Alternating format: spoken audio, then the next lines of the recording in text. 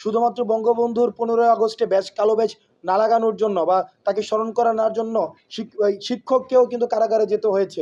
সেখানে কোনো ধরনের বাক স্বাধীনতা, যেটা সেখানে মত প্রকাশের স্বাধীনতা ছিল, তবে সেটা সহমত প্রকাশের স্বাধীনতা, দ্বিমত প্রকাশের কিন্তু স্বাধীনতা ছিল না। কিন্তু এই অন্তর্বর্তীকালীন সরকারের অনেক সীমাবদ্ধতা রয়েছে, সেগুলো নিয়ে আমরা কথাবার্তা বলেছি। দ্রব্যমূল্যের ঊর্ধ্বগতি, সেখানে আইনশৃঙ্খলার অবনতি, সেখানে আহতদের চিকিৎসার বিষয়ে সীমাবদ্ধতা, কথা আমরা এগুলো অনেক বলেছি। কিন্তু এই অন্তর্বর্তীকালীন সরকারের সবচেয়ে উদারতার জায়গাটি, বা যেটি হওয়া উচিত, আমি বলবো না এটা উদারতা, এটিই হওয়া উচিত, প্রকৃত গণতন্ত্রে এটিও হওয়া উচিত। আপনাকে আমি যেমন গালি দেওয়ার অধিকার থাকবে, ঠিক একইভাবে তালি দেওয়ার অধিকার থাকবে। এই জায়গাটি একটি সরকারের চাপিয়ে দেওয়া, বা সরকার যেই, বা আমরা বৈষম্যবিরোধী ছাত্র আন্দোলন বা বিভিন্ন রাজনৈতিক সংগঠন তাদেরকে যতটা না বুঝিয়ে দেওয়া, তখন সেটা হয়ে যাবে কি আমরা সাংবাদিকতা শেখাচ্ছি বা আমরা সাংবাদিকতাকে লুকেট করে দিচ্ছি। বিষয়টা এমন না, বরং সাংবাদিকতার পেশাদারিত্বের জায়গা থেকে তাদেরই এই উপলব্ধি বুঝতে আসা উচিত যে একটি সাংবাদিকতা বা সংবাদ মাধ্যম যেহেতু সমাজের প্রতিনিধিত্ব করে, রাষ্ট্রের প্রতিনিধিত্ব করে, সুতরাং তাদের বোঝা উচিত যে শুধুমাত্র ফ্যাক্টকে যেন তারা তুলে ধরে, কোনো ব্যক্তি বা কোনো দলের যেন পারপাস তারা যেন সার্ভ না করে। এটি আমাদের জায়গা থেকে উদাত্ত আহ্বান থাকবে। যে বিগত সময়গুলোতে আমরা সাইন ল্যাঙ্গুয়েজ ব্যবহার করে করে আমাদের কর্মসূচি দিতে হতো, সাইন ল্যাঙ্গুয়েজ, কিন্তু তারা মানে তখন ইন্টেলিজেন্স উইং জেনে যেত এখানে যারা রয়েছেন সবাই হচ্ছে নির্যাতিত নিপীড়িত। গত 16 বছর ধরে আমরা দেখেছি যে কিভাবে হচ্ছে কর্মসূচি দিতে হয়। সাইন ল্যাঙ্গুয়েজ ব্যবহার করতাম যে আগামীকাল ওই জায়গায় কর্মসূচি হবে, আগামীকাল সেই জায়গায় কর্মসূচি হবে, তাও সেটা ইন্টেলিজেন্স উইং জেনে যেত। কিন্তু এখন 2 দিন আগে ফেসবুকে ঘোষণা দিয়েছে, সেই জায়গায় ইন্টেলিজেন্স উইং এর একটা ইনঅ্যাক্টিভিটি আমরা দেখতে পেয়েছি, যেটাকে আমরা ফেইলিওর হিসেবে আমরা চিহ্নিত করেছি।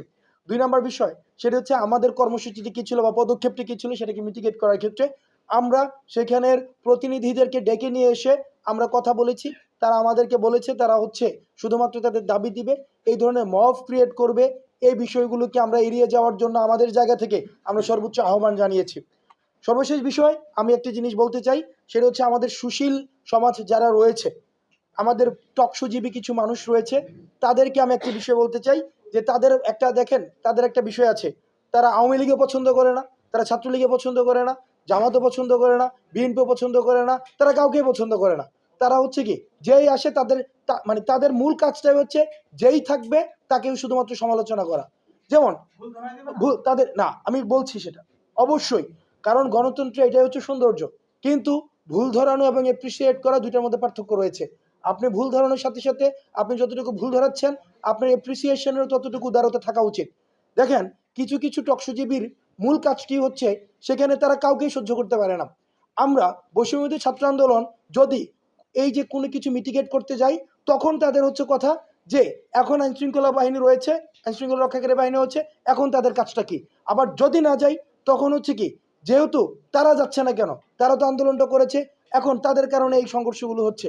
এখন সেই জায়গাতে আমাদের যারা হচ্ছে সুশীল সমাজ রয়েছে, যারা আমাদেরকে দিক নির্দেশনা দেয়, তাদের কাছ থেকে আমরা যেটাকে আমরা বলি যে আমরা গঠনমূলক সমালোচনা প্রত্যাশা করি। কেউ সমালোচনার ঊর্ধ্বে না, কিন্তু আমরা চাই তারা আমাদের অভিভাবক, তারা হচ্ছে আমাদের বুদ্ধিকে তারা প্রতিনিধিত্ব করে, সেই জায়গা থেকে আমরা গঠনমূলক সমালোচনা প্রত্যাশা করি। শুধুমাত্র সমালোচনার জন্য সমালোচনা, অথবা শুধুমাত্র অ্যান্টি এস্টাবলিশমেন্টে প্রাসঙ্গিক থাকার জন্য সমালোচনা, এটি ইতিবাচক কোনো ধরনের পরিবর্তন আনে না, বরং এটি শুধুমাত্র ঘটনা প্রবাহকে, সেটি শুধুমাত্র হচ্ছে এক ধরনের প্রাসঙ্গিকতাকে শুধুমাত্র টেনে নিয়ে যায়। আরেকটি বিষয়, এখানে গণমাধ্যমের কর্মীরা যারা রয়েছেন আপনাদের কাছে বিনীতভাবে অনুরোধ করব বস্তুনিষ্ঠ সংবাদ পরিচালনা করার জন্য। যে ইসকনের যে ঘটনাটি ঘটেছে সেখানে দেখেন, এখানে অনেক মিডিয়াতে আমরা দেখেছি যে এখানে বলা হয়েছে যে হিন্দু ভেবে তাকে আক্রমণ করে হচ্ছে মেলে ফেলা হয়েছে। এটা কিন্তু বিশ্ব দরবারে এক ধরনের নেতিবাচক এক ধরনের বার্তা পৌঁছায় যে বাংলাদেশে এমন একটি পরিবেশ তৈরি হয়েছে যেখানে হিন্দু ভাবলে মানুষকে মেরে ফেলা হচ্ছে। তো আমি আপনাদের কাছে প্রত্যাশা করব এই পুরো অভ্যুত্থানে আপনাদের যে নিরলস পরিশ্রম, সেই পরিশ্রমকে আমরা সবসময় কৃতজ্ঞতা ভরে স্মরণ করি। কিন্তু একই সাথে সাথে আপনাদের দায়িত্ব অনেক বেড়ে গিয়েছে।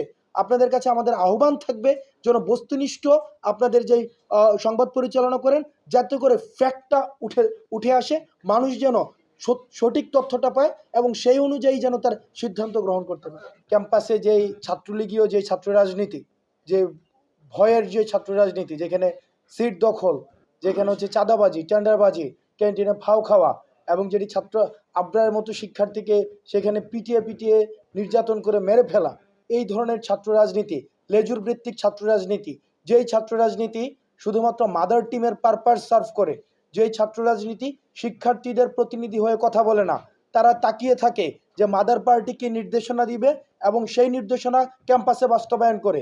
ক্যাম্পাসটি হচ্ছে তাদের মূল দায়িত্ব হচ্ছে ক্যাম্পাসকে নিয়ন্ত্রণ করা। ঢাকা বিশ্ববিদ্যালয় সহ বাংলাদেশের পাবলিক বিশ্ববিদ্যালয় সহ শিক্ষা প্রতিষ্ঠানগুলোকে নিয়ন্ত্রণ করে সরকারি দলের সেখানে ত্রাসের রাজত্ব কায়েম করার ম্যান্ডেট নিয়ে যারা যেই ধরনের ছাত্র রাজনৈতিক বর্তমানে যে রূপরেখাটি রয়েছে সেটির সাথে আমরা কেউ একমত না। এ বিষয়ে আজকে আমাদের আলোচনা হয়েছে। তাহলে সেখানে কোন ধরনের রাজনীতি থাকবে?